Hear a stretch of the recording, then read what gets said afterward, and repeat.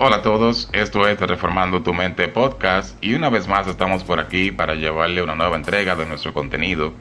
Y para este episodio estaremos hablando brevemente sobre la Santa Cena o la Cena del Señor, y lo haremos a manera de preguntas y respuestas. He podido ver a través de los años y gracias a las redes sociales las preguntas e inquietudes que muchos hacen con respecto a esta ordenanza, pero antes hablaremos un poco de su trasfondo. ¿De dónde viene la idea de la Cena del Señor?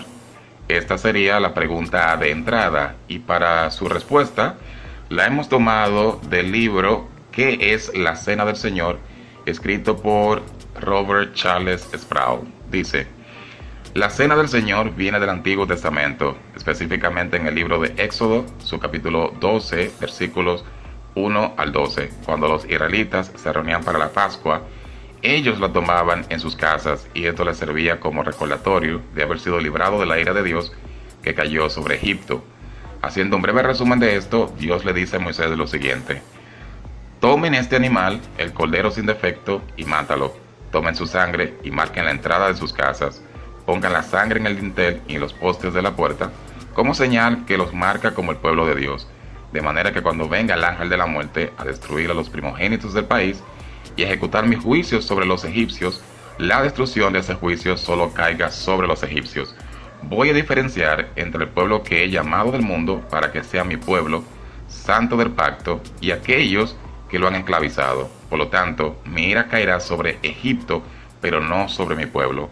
El ángel pasará sobre cada hogar marcada con la sangre del cordero. De aquí sale lo que se conoce como la Cena del Señor. Ya en el Nuevo Testamento leemos cuando Jesús fue a tomar la última cena con sus discípulos. Dice en Mateo 26, del 17 en adelante: el primer día de la fiesta de los panes sin levadura, vinieron los discípulos a Jesús diciéndole: ¿dónde quieres que preparemos para que coma la Pascua? Y él le dijo: ir a la ciudad a cierto hombre y decirle: el maestro dice, mi tiempo está cerca, en tu casa celebraré la Pascua con mis discípulos. Y los discípulos hicieron como Jesús le mandó y prepararon la Pascua.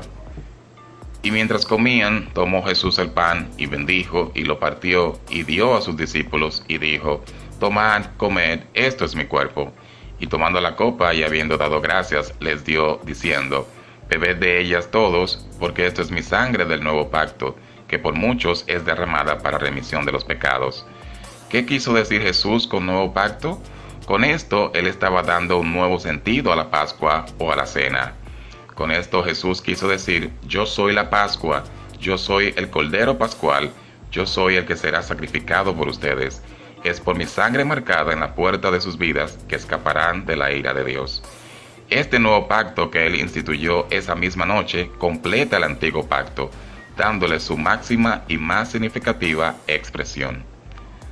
Ahora pasaré a abordar las preguntas que muchas personas hacen con respecto a la Santa Cena o la Cena del Señor. La primera de ellas es: ¿por qué tomar la Cena del Señor? Es un recordatorio de lo que Cristo hizo por nosotros. Un dato importante es que en la iglesia primitiva y posteriormente, la Cena del Señor se llamó la Eucaristía, cuya definición proviene del verbo griego eucaristo, que significa agradecer. Por lo tanto, una faceta de la Cena del Señor ha sido la reunión del pueblo de Dios para expresar su gratitud por lo que Cristo ha alcanzado en su muerte, para beneficios de ellos. Otra pregunta dice: ¿jugo de uvas o vino? Una pregunta muy famosa que muchos hacen a la hora de tomar la Cena del Señor. Referente a esto y de lo que pude investigar, es que no hay un mandato explícito que diga que se deba hacer con vino o jugo de uvas. Lo importante es lo que eso representa en ese momento. Considero que si una iglesia utiliza jugo de uvas o vino, no comete ninguna falta. Continuando con nuestra serie de preguntas, la siguiente dice: ¿quiénes pueden tomar la Cena del Señor? La Cena del Señor solo la pueden tomar aquellos que han nacido de nuevo y haber sido bautizados en las aguas. Aunque no hay un dato bíblico que diga que el bautismo en agua es un prerequisito para tomar la Santa Cena, lo que se toma como referencia para eso es el texto que dice: id por todo el mundo y haced discípulos a las naciones, bautizándolos en el nombre del Padre y del Hijo y del Espíritu Santo. Es decir, una vez que una iglesia o congregación discipula a los nuevos convertidos, dependiendo del tiempo del discipulado, se procede al bautismo en agua y luego participan de la cena del Señor. Referente a esto, estoy totalmente de acuerdo. También creo, y esto es de opinión personal, que una persona que ha sido verdaderamente salva y sellada con el Espíritu Santo puede participar de la cena del Señor sin antes haberse bautizado. Pero ojo, no es algo que se deba hacer a la ligera, y en la siguiente pregunta lo explico. Y esta pregunta dice: ¿qué significa tomar la cena del Señor indignamente? Esta es una pregunta bastante seria, y hay varios motivos por los cuales la Santa Cena se podría tomar de forma indigna. Número 1. Si no se tiene un entendimiento de lo que es tomar la cena del Señor. La persona debe comprender el sentido espiritual de esa ordenanza. Número 2. De manera hipócrita. Es decir, si estoy consciente de algún pecado en mí y no lo confieso y no me aparto y participo de la cena, lo estaría tomando indignamente. Número 3. Creer que los elementos, dígase el pan y el vino, se convierten de forma literal en la sangre y el cuerpo de Cristo. A esto se le conoce con el nombre de transubstanciación. Dicha creencia o doctrina es falsa y no hay sustento bíblico para eso. Algo importante sobre esta pregunta es lo que dice 1 Corintios 11, 29 al 30. Porque el que come y bebe indignamente sin discernir el cuerpo del Señor, juicio come y bebe para sí. Por lo cual hay muchos enfermos y debilitados entre vosotros y muchos duermen. Lo leeré en otra versión para mejor entendimiento.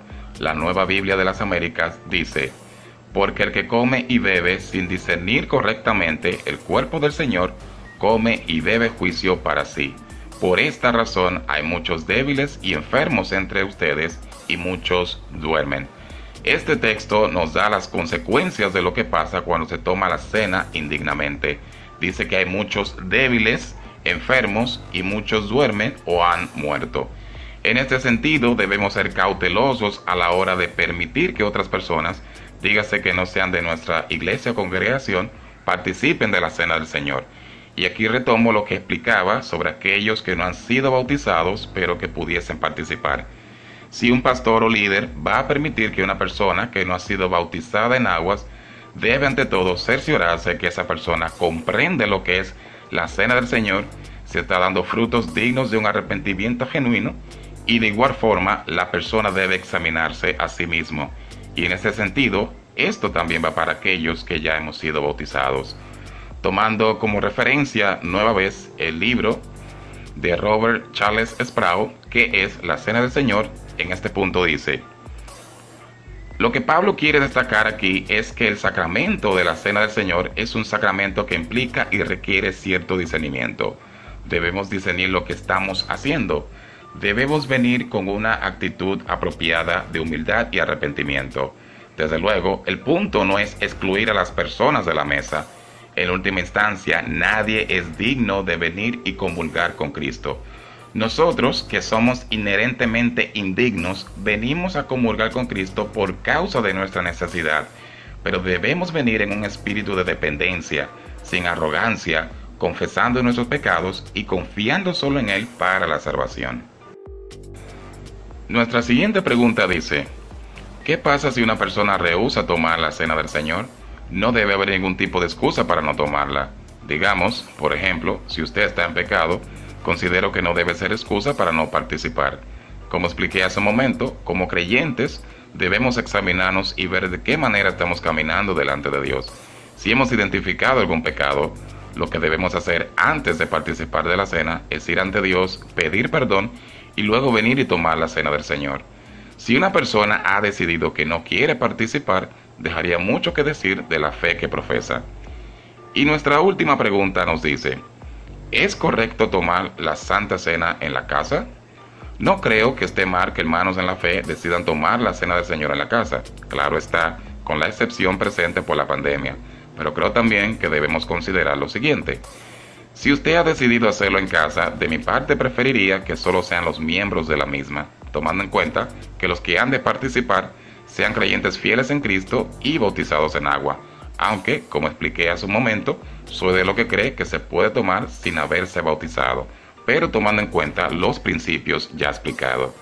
Por otra parte, y como estamos atravesando esta pandemia, para aquellos que aún no han podido reunirse en sus iglesias, pero que están usando los medios digitales, les sugiero que eviten todo aquello que le llame la atención para así poder tomar la cena de manera reverente.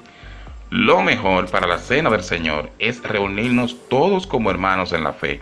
Nada como la reunión de los santos en un mismo lugar, participando de este glorioso acto que nos recuerda lo que Jesús hizo por todos nosotros. Y bien, mis hermanos y amigos, espero en Dios que estas respuestas a esta pregunta referente a este sacramento hayan sido de bendición y edificación para sus vidas y que podamos entender el valor de participar de la cena del Señor. Recuerden seguirnos en nuestras redes sociales, Facebook, Instagram y YouTube. Búsquenos como Reformando tu Mente Podcast. Hasta una próxima entrega. Paz a ustedes.